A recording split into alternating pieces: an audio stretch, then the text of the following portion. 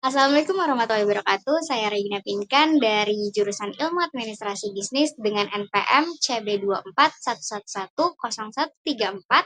Pada kesempatan kali ini saya akan mereview materi dengan judul Manajemen dan Kebijakan Produksi. Pada pembahasan kali ini, kita akan membahas chapter 8 dan juga chapter 9.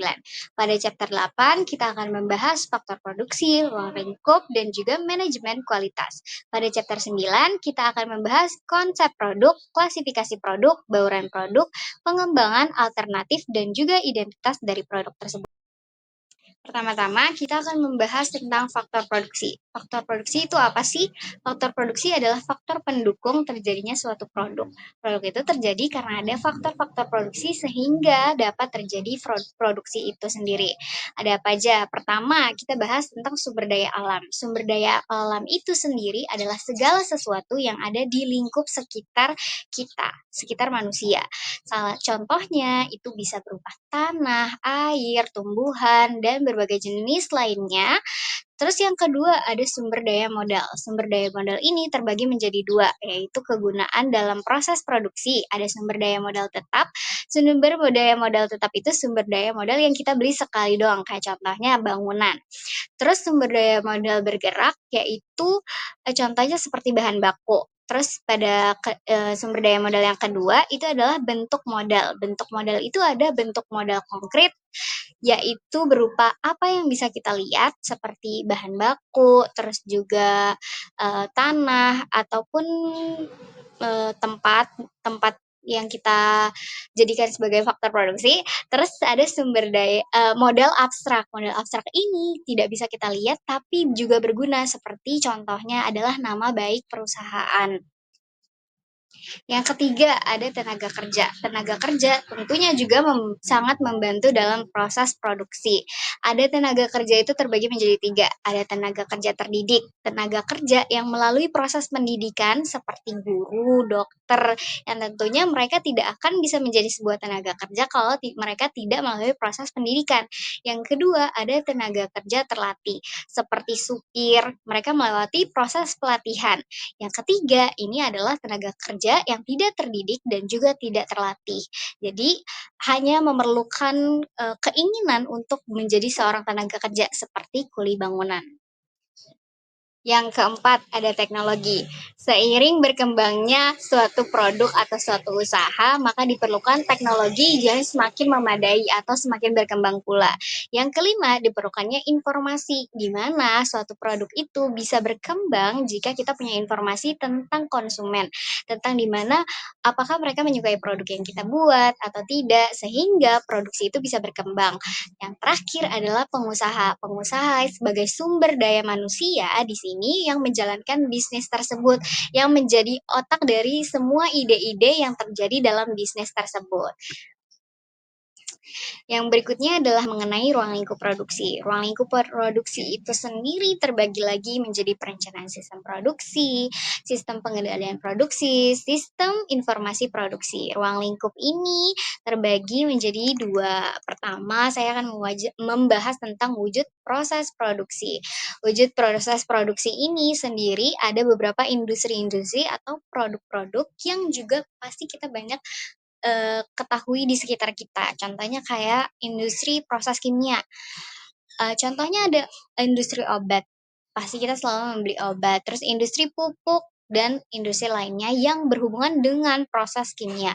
Terus yang kedua ada industri manufaktur, di mana industri ini juga berhubungan dengan proses manufaktur, seperti diantaranya industri kursi dan lain sebagainya. Yang ketiga ada industri perakitan, seperti contohnya pada PT Astra Honda, PT Yamaha, industri laptop, industri handphone, di mana produksinya harus dirakit sehingga menjadi suatu barang yang bisa berfungsi dan bisa digunakan oleh konsumen. Selanjutnya ada industri transportasi, di mana mereka menawarkan jasa transportasi perpindahan antara perpindahan barang atau jasa gitu. Contohnya kayak PT Garuda, terus Lion Air, di mana mereka punya pesawat terbang, PT Damri, terus industri pertambangan dan lain sebagainya. Yang terakhir, industri jasa. Industri jasa ini adalah industri yang paling sering kita temui di sekitar kita, contohnya adalah bank, Terus selain itu ada rumah sakit yang pasti kita sering temui, lembaga pendidikan, dan lain sebagainya. Selanjutnya ada juga pengelompokan berdasarkan jenisnya, terbagi menjadi 2, yaitu industri produksi kontinu atau berkelanjutan di mana industri ini bisa berjangka panjang.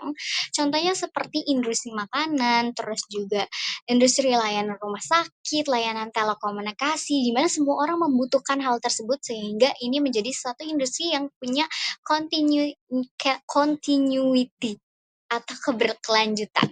Terus yang kedua ada industri yang produksinya terputus-putus. Biasanya ini adalah contohnya bahan baku atau bahan setengah jadi, sehingga produksinya biasanya harus di-stop dulu karena memerlukan waktu penyimpanan yang cukup lama, baru dilanjutkan lagi nanti setelah bahan setengah jadinya mempunyai proses itu. Tuh, Selanjutnya ada sistem manajemen operasi. Pada sistem manajemen operasi ada model manajemen operasi. Model manajemen operasi ini adalah yang mengatur dari input ketika barang tersebut masuk, barang yang belum jadi tersebut masuk, sampai barang tersebut siap untuk dipasarkan dan menjadi output yang berupa produk tersebut yang siap untuk dipasarkan. Selanjutnya ada operasi pada barang dan jasa. Terdapat perbedaan antara produksi barang dan jasa, meskipun keduanya memiliki perbedaan barang maupun wujud fisik, sedangkan jasa tidak memiliki wujud fisiknya.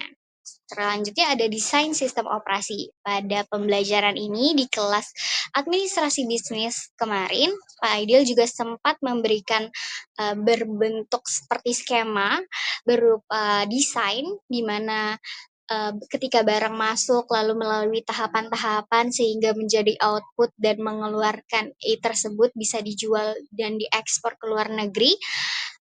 Dan juga beliau mengatakan bahwa pada tahapan terakhir biasanya selalu ada quality of control atau QC, di mana ada orang yang mengecek apakah produk tersebut layak untuk diperjualbelikan dan produk tersebut sudah terverifikasi lulus dari QC tersebut.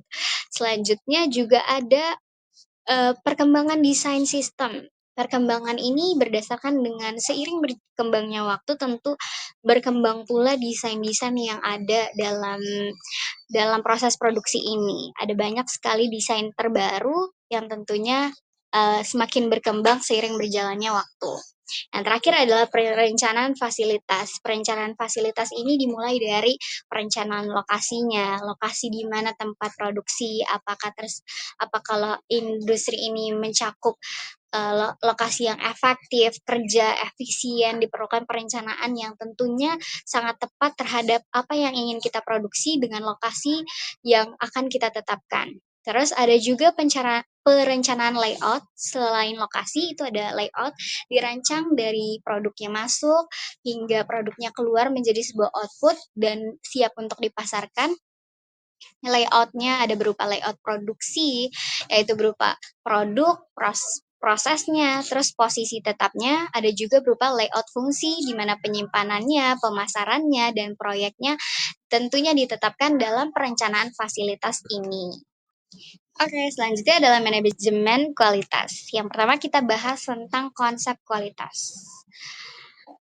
Semakin baik suatu kualitas atau suatu produk, maka akan membawa konsekuensi naiknya biaya produksi, sehingga akan naiknya harga penjualan. Jadi intinya adalah kualitas produksi suatu barang itu dinilai dari berdasarkan kualitasnya. Semakin baik kualitasnya, maka harga jual dari produk tersebut bisa juga naik harganya.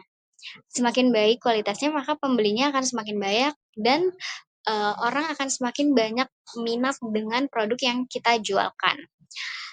Terus yang kedua ada pengendalian kualitas.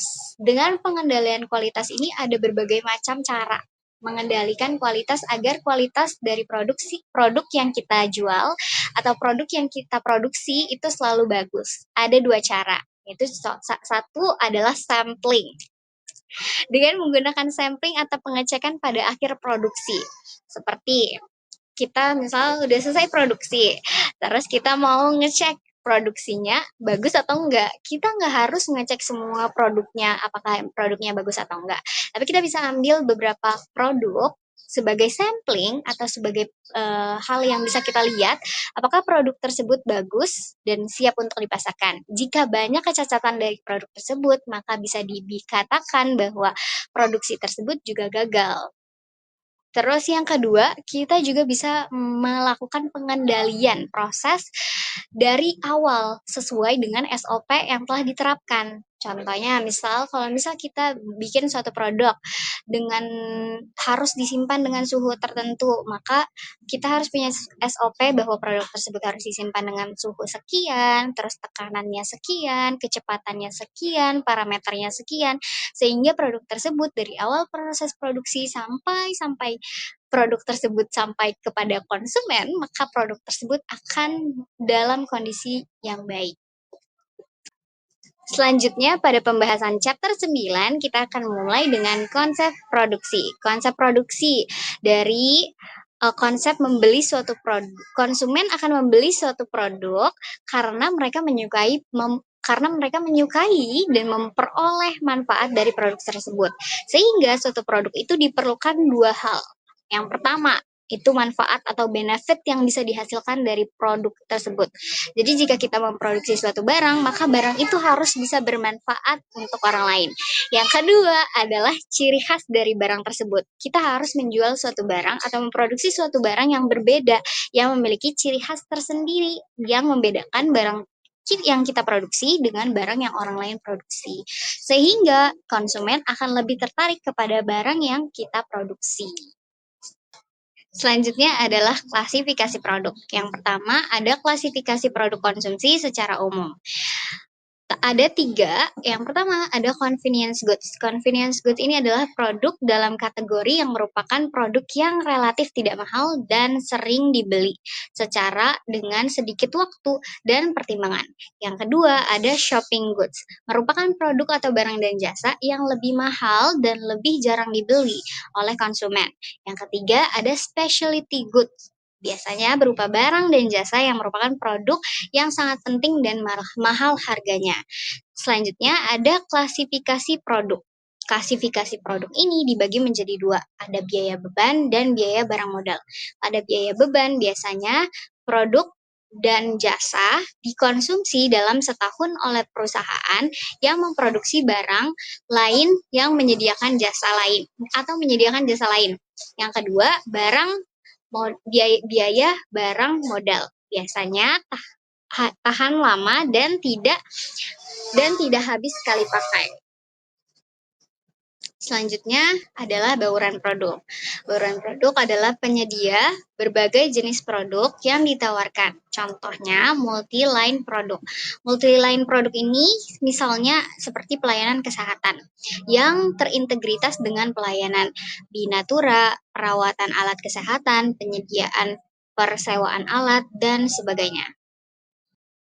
Selanjutnya pada kebijakan produk. Pertama, saya akan membahas tentang pengembangan produk. Pengembangan produk itu sendiri melewati berbagai tahapan. Yang pertama ada pengembangan dan penyaringan gagasan, setelah itu pengujian konsep, lalu menganalisis bisnis, menguji produksi, komersialisasi, dan terakhir adalah daur hidup produk. Sehingga produk itu bisa terus berkembang seterusnya. Yang kedua, alternatif memperpanjang umur produk, di mana ini bisa dilakukan ketika kita ingin membuat produk kita itu semakin berkembang dan tahan lama. Yang pertama adalah dengan memperluas produk. Yang kedua dengan adaptasi produk. Yang ketiga mengenal ulang produk apa yang kita buat. Yang terakhir adalah identitas produk. Identitas adalah yang menentukan pembeda dari produk kita terhadap produk lain. Pertama, itu merek atau brand dari produk kita. Bisa berupa national brand, license brand, ataupun private brand. Yang kedua, kemasan produk kita yang membedakan dengan produk lain, sehingga produk kita bisa dibedakan lewat kemasannya. Yang ketiga adalah perlabelan produk. Sekian. Baik, kita sudah sampai pada penghujung PPT kali ini. Terima kasih telah mendengarkan presentasi dari saya. Semoga ilmu yang saya berikan kepada kalian ataupun review materi yang saya berikan kepada kalian ini bermanfaat. Jangan lupa like, komen, dan sampai jumpa di video berikutnya. Bye, assalamualaikum.